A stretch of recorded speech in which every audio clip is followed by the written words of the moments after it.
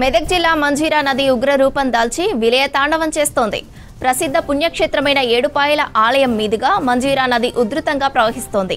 సింగూర్ నుంచి లక్షకు పై చిలుక్కు వరద నీరు వదలడంతో వనదుర్గ ఆనకట్ట నుంచి 1,24,598 క్యూసెక్కుల వరద నీరు దిగువకు ప్రవహిస్తోంది. ఈ క్రమంలో పోతంశెట్టిపల్లి నుండి ఏడుపాయలకు వచ్చే మొదటి బ్రిడ్జి, రెండో బ్రిడ్జి, మూడో బ్రిడ్జిల నుంచి వరద నీరు ఉధృతంగా ప్రవహిస్తోంది. పోతంశెట్టిపల్లి చౌరస్తా వద్ద పోలీసులు బారికేడ్లను ఏర్పాటు చేసి భక్తులు ఏడుపాయలకు వెళ్లకుండా భద్రత కల్పిస్తున్నారు. దేవి శరన్నవరాత్రి ఉత్సవాల సందర్భంగా అమ్మవారి మాల ధరించిన భక్తులు వెనుదిరిగి వెళ్తున్నారు.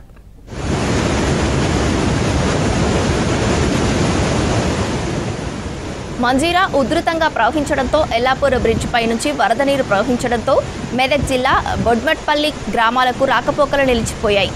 హవేలీ ఘన్పూర్ మండలం దూప్ సింగ్ తండా వాగు ఉధృతంగా ప్రవహించడంతో దూప్ సింగ్ తండాకు హవేలీ ఘన్పూర్ మండల కేంద్రానికి రాకపోకలు నిలిచిపోయాయి. మంజీరా నది పరివాహక ప్రాంతాన్ని ఆనుకొని ఉన్న పాపన్నపేట మండలం పోడ్చన్పల్లి, గాంధార్పల్లి, ఆరెపల్లి, కుర్తివాడ, ఎల్లాపూర్ గ్రామాల్లో వందలాది ఎకరాల్లో వరి పంట నీట మునిగింది.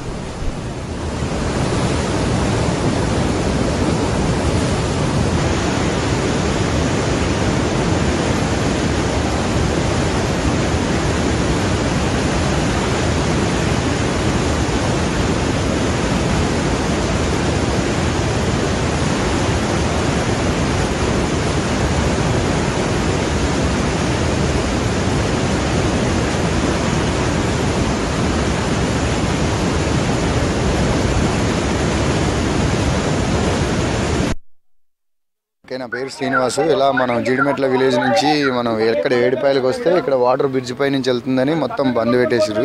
ఒక 1 వీక్ దాకా ఉండొచ్చు. భక్తులందరికీ ఇన్వైట్ చేసుకుంటున్నాం. బ్రిడ్జిల పై నుంచి ఫస్ట్ బ్రిడ్జ్ మునిగిపోయింది ఆల్రెడీ నిన్ననే. సెకండ్ బ్రిడ్జ్ నుంచి ఆల్రెడీ నీళ్లు పైనుంచి కొడుతుంది.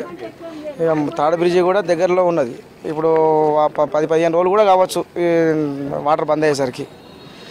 ఇప్పుడు దర్శనానికి కూడా బంద్ ఉన్నది. అమ్మవారు ఇప్పుడు 40-42 రోజుల దాకా అయింది. ఇప్పుడు దర్శనం బంద్ ఉండి ఆల్రెడీ గోపురంలో నడుస్తుంది. ఇప్పుడు పోలీసు బందోబస్తు ఇక్కడనే ఆపేస్తారు, లోపలికి పోనిస్తలేరు.